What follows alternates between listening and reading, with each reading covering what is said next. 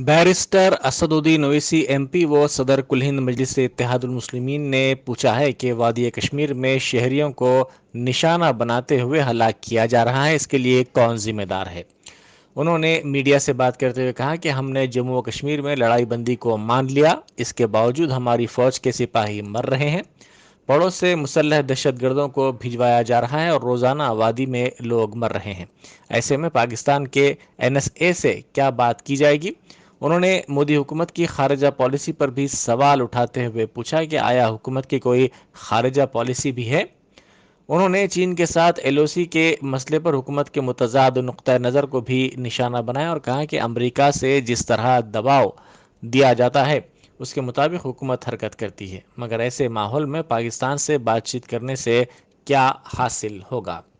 उन्होंने कहा कि खुद RSS ये कह रही है कि चीन, पाकिस्तान और तुर्की ने मिलकर तालिबान की मदद की है। इसे को इनवाइट किया है। आने वाले समय में अफगानिस्तान के मसले पर नवंबर 10 या 11 को एक बड़ी बैठक हो सकती है भारत में। फिर ये किस तरीके की नीति है सर?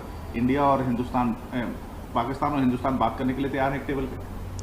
देखिए, जम्मू कश्मीर में हमने सीज फायर को मान लिया, LOC पर सीज फायर ब्रेक हो गया था, हमने सीज फायर को मान लिया। क्यों माना हमने? फिर उसके बाद से हम देख रहे हैं कि हमारे फौज के सिपाही मर रहे हैं, कभी 5 कभी 2 जॉइंट जूनियर कमीशन ऑफिसर मारा गया कल। सिविलियंस की टारगेटेड किलिंग हो रही है वैली में, और ये कहाँ से हो रही है? तो पड़ोसी देश से आ रहे हैं। अब तो वो लोग अपने आम टेररिस्ट को भिजा रहे हैं, रोज़ लोग मर रहे हैं। अब आप NSA से क्या बात करेंगे? पाकिस्तान के NSA से इनकी कोई पॉलिसी है क्या? फॉरेन पॉलिसी इनके पास कोई अप्रोच है क्या?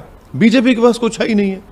ना चीन के ताल्लुक से कुछ LAC पर कोई अप्रोच है, ना LOC पर इनका कोई कंसिस्टेंट अप्रोच है। कंप्लीटली इनकंसिस्टेंट अप्रोच है, और जैसा इनको दबाया जाता है अमेरिका से, उस तरह से हम लोग हरकत करते हैं।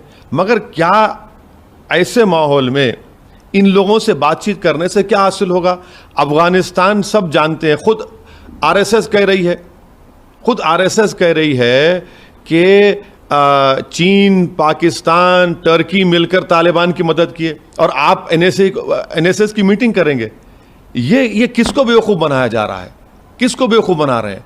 इनके पास कोई पॉलिसी नहीं है इस बारे में। पाकिस्तान से बात नहीं करनी चाहिए। अरे बात क्या, आप तो भिजा रहे हैं ना, आप तो अपने ही देश से लोग अंदर आ रहे हैं। सरकार खुद कह रही है कि ड्रोन से हथियार आ रहे हैं, उन हथियारों से टारगेटेड किलिंग हो रही है। इंटेलिजेंस ब्यूरो का फेलियर है।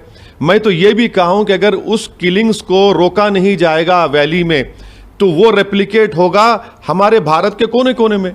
तो सरकार के पास आप किस लिए बात कर रहे हैं? क्या ये बीजेपी भूल गई? क्या आप इनको बिरयानी खिलाएंगे? क्या आप इनको कबाब खिलाएंगे?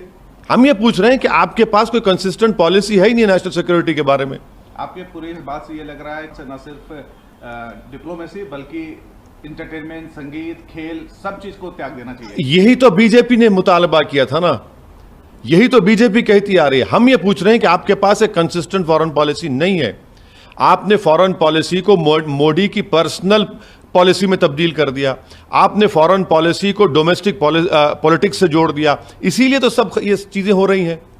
अगर आपके पास विजन होता तो सब चीजें नहीं होती, मगर आप ये समझते हैं कि डोमेस्टिक पॉलिटिक्स डिक्टेट करेगी फॉरेन पॉलिसी को, और मोदी की पर्सनल करिश्मा चलेगा फॉरेन पॉलिसी में, तो हम हर चीज में नाकाम साबित हो रहे हैं।